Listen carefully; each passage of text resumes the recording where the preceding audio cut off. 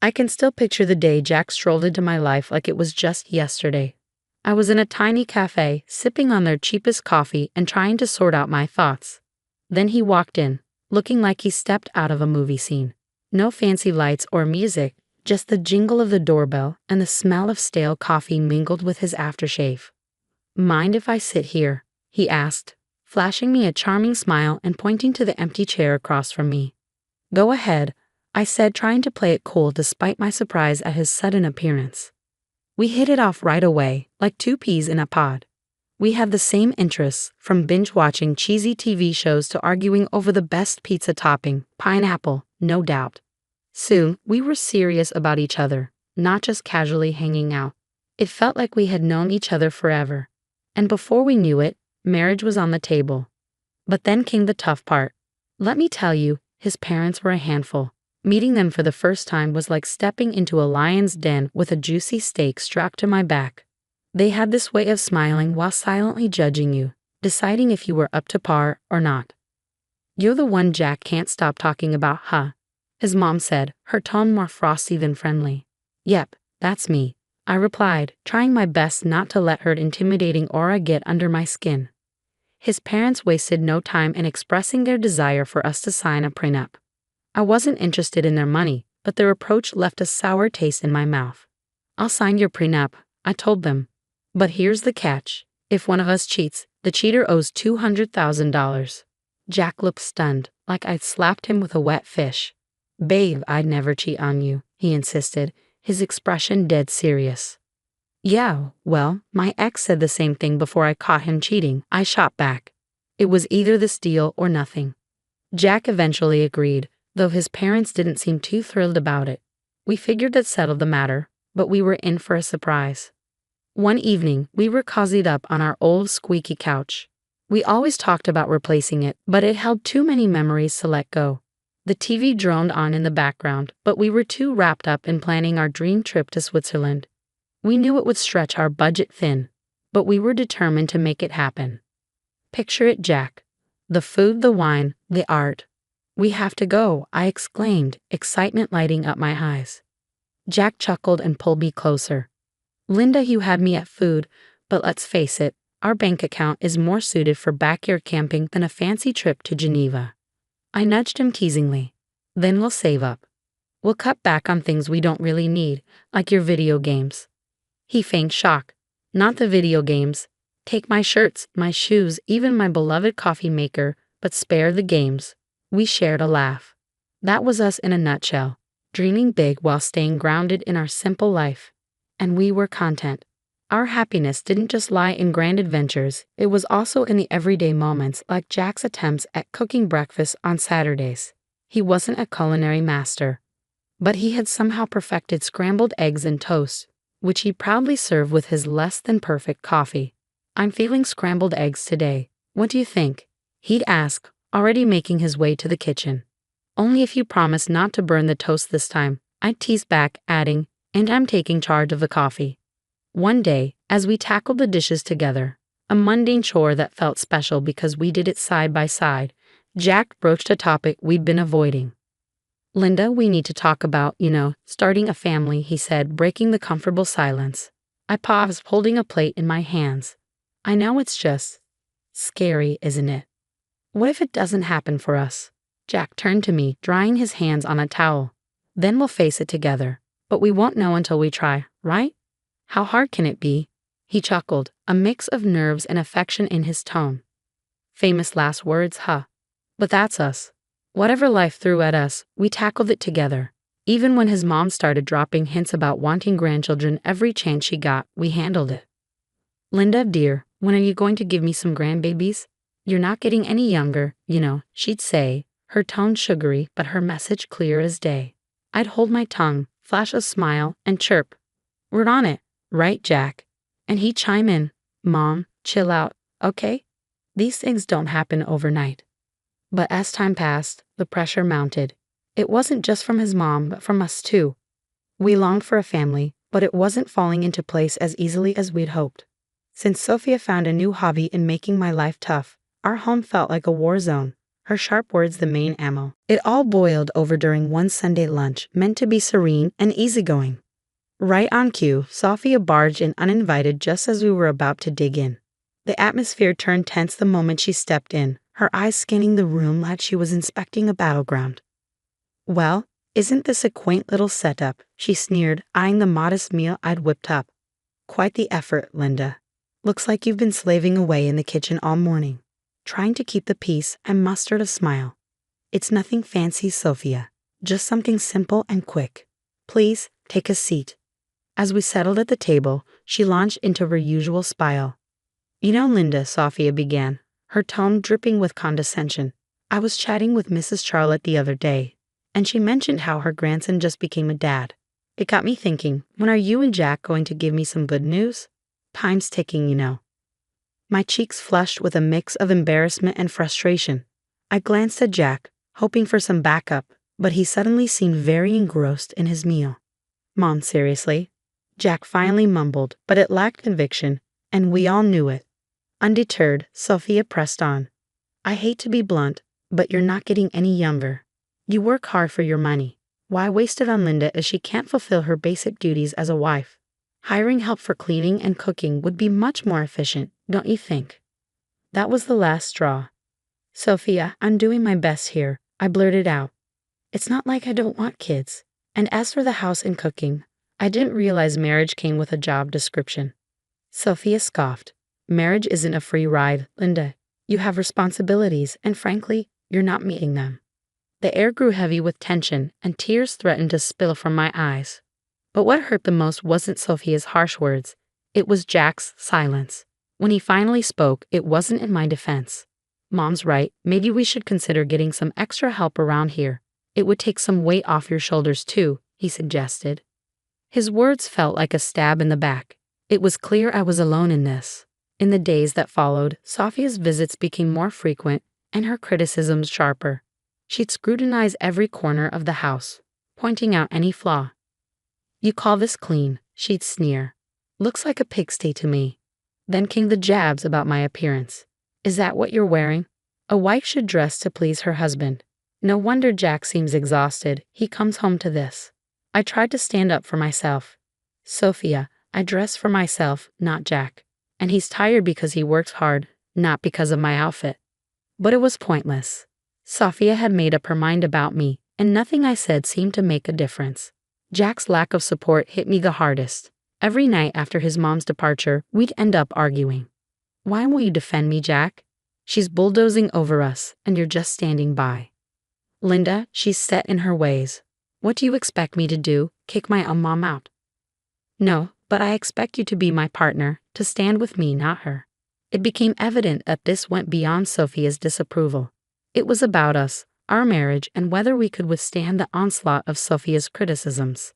As weeks passed, it dawned on me that this wasn't just a passing phase, it was a full-blown assault. If we didn't take action soon, there might not be anything left to salvage. Things between Jack and me had turned frosty ever since Sophia ramped up her criticisms. But it wasn't just our home life feeling the strain. Jack himself had started behaving oddly, and it wasn't solely because of work stress. There was something else, something unsettling. It all began with his phone. Jack used to be open about it, we had no secrets. But then he began leaving the room whenever he received a call. And it was always from the same person, Paul Work. One evening, I tried to sound nonchalant and asked, "Who's Paul Work?" Jack visibly tensed up, a clear sign of nervousness. "Oh, just a new guy at the office. Asks a lot of questions," he replied. But there were more changes. Jack, who never cared much about fashion, suddenly started paying attention to his appearance. The graphic tees and worn-out jeans disappeared, replaced by crisp shirts, slacks, and even cologne. "Since when did you start smelling like a department store?" I teased one morning, watching him style his hair differently. He just smirked. "Can't a guy mix things up every once in a while? No harm in that, right?" Then there were the late nights at work, becoming more frequent. "Another long one, babe," he texted. "Sorry, this project is a killer. I'll be home soon, I promise," he reassured, but it would be well past midnight before I heard his keys jingle in the door. I couldn't shake the feeling that something wasn't right. It lingered like a shadow. That's when I made the decision to hire a private investigator. It felt like a scene from a cheesy TV show, but I needed to know for certain. The evidence arrived in a plain brown envelope. Heartbreaking yet undeniable. Photos of Jack with another woman, their intimacy unmistakable, captured in moments that shattered our years together. But it was the recording that cut the deepest. Their conversations filled with affection and plans made it painfully clear. He was in love with her, or at least with someone else. I sat there, staring at the damning evidence before me, a chilling reality sinking in. This could be the key I needed if our marriage spiraled into a messy divorce. The photos captured stolen moments from our life together, while the recorded words betrayed every "I love you" he ever whispered in my ear. But I kept it all to myself, a heavy burden I chose to carry alone. I wasn't ready to confront him, not yet. I needed time to strategize, to navigate the collapse of our marriage while preserving my dignity. The days that followed passed in a blur. Jack maintained his facade, and I played the part of the dutiful wife, smiling outwardly while crumbling inside. Our conversations became a delicate dance around the truth, each word carefully chosen, every laugh forced. "Are you okay?" Jack would inquire, genuine concern lacing his voice. "Yeah, just tired, you know.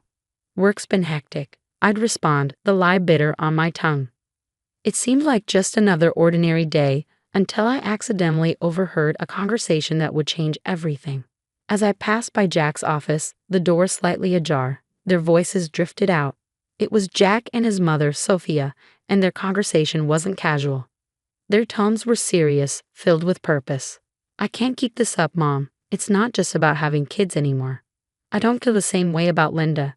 It's like we're living together as strangers, not as a married couple," Jack admitted, his voice heavy with exhaustion. Sophia's reply was cutting. "Well, can you blame yourself? She hasn't given you a child.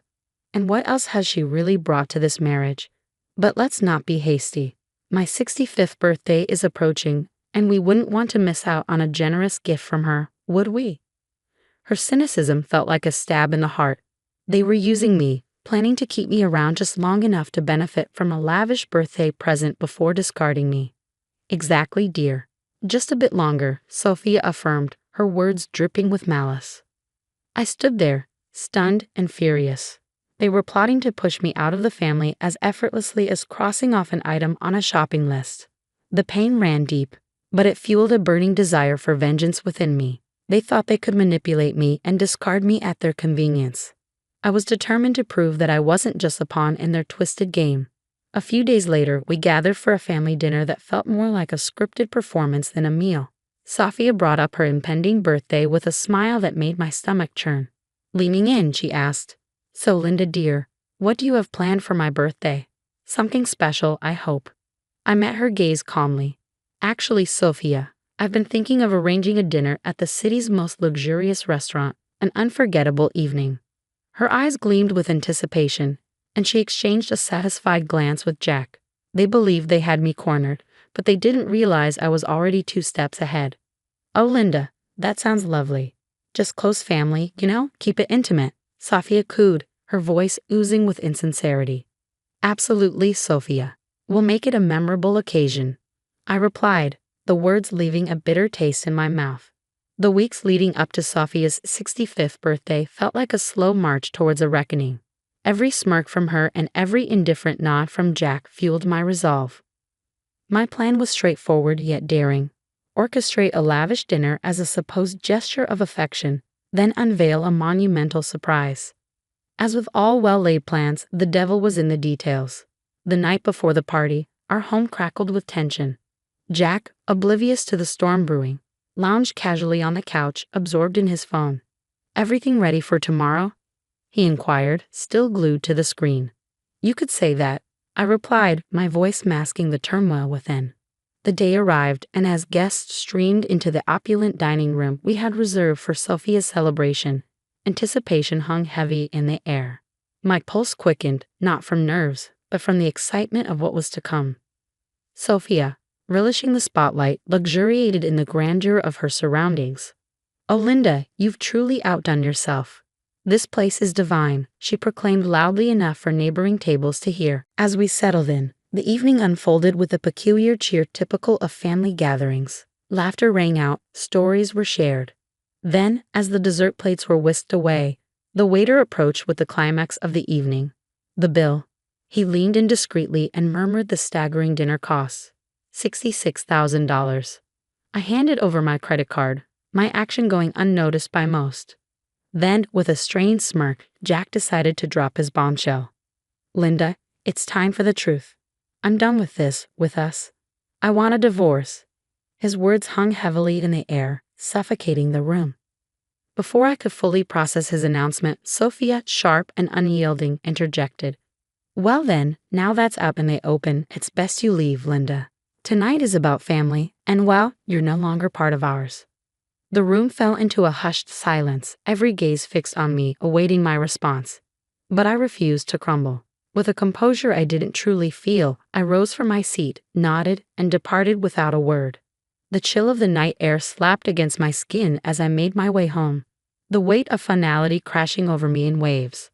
By the time I reached Arno's apartment, I had a plan. I gathered my essentials, my numbness morphing into steely determination. This was the end of one chapter and the beginning of another. As I sealed my last suitcase, my phone buzzed incessantly. Initially, I ignored it, but curiosity got the better of me, and Sophia's voice erupted from the other end. Linda, the payment didn't go through. You need to fix this right away, Sophia's voice demanded. The irony was bittersweet. In my preparations, I had blocked access to the shared account, anticipating it would be Jack's first move. Oh, Sophia, what a shame. But since I'm no longer considered part of the family, as you've made abundantly clear, I'm afraid you'll have to handle this matter on your own. Her indignation crackled through the phone, but it was a symphony to my ears. The ensuing chaos was a fitting conclusion to the charade my marriage had become. I heard tales of the restaurant staff demanding payment, Sophia's escalating fits, and eventually the police being called to defuse the situation she had incited. In the end, it was Jack and his kin who scrambled to settle the bill. A poetic retribution for the betrayal and indignity they had subjected me to. The morning after the dinner felt like emerging from a tempest. Armed with my plan, my determination, and a stack of divorce papers in hand, I returned to what once was our shared abode for the final time. The atmosphere was tense, palpable, as if it could be sliced with a blade. Jack and Sophia stood there, seemingly embroiled in a heated exchange. Their animosity toward me seemed to merge into a unified front of fury upon my arrival. You've got some nerve showing your face here after last night, Jack spat, his features twisted in a mixture of anger and disbelief. Quick to echo his sentiment, Sophia hurled her own barbs. Ingrate, you've brought shame upon us in front of the entire city. Do you comprehend the humiliation of having the police summoned on account of your actions? People were laughing, filming. I met their fury with a composure I hardly felt. Shame? Is that your primary concern right now? I retorted, tossing the divorce papers onto the table, placing the incriminating photos of Jack's infidelity atop them. Perhaps you should direct your attention to this instead. Jack's complexion drained of color as he picked up the damning photographs, with his mother looming over his shoulder. Their rage dissolved into shock, then morphed into panic as they comprehended the gravity of the situation. And let's not overlook the prenup, shall we? I pressed on, my voice unwavering. You stray, you pay, precisely $200,000. Sophia's features contorted into a snarl. You wouldn't dare. You can't do this to us. Oh, but I can, and I will, I retorted, my voice devoid of warmth, resolute in my decision. Recognizing the gravity of the situation, Jack altered his approach. Please, let's discuss this. We can find a solution. I couldn't suppress a bitter, mirthless laugh. Find a solution? You think a few words can undo everything. No, Jack, it's over. Sophia, ever the master manipulator, attempted to soften her stance, her tone dripping with false concern. Linda, darling, think about what you're doing. This will destroy us. That ship has sailed, Sophia. You should have considered that before. Their pleas shifted to desperate entreaties, their words a frantic attempt to salvage whatever remained. But my mind was resolute. I was done playing the victim, done with their deceit and manipulation. In the end, Jack had no recourse but to borrow money from his parents to settle with me. As I departed from that house for the final time, check in hand, I felt a burden lift from my shoulders.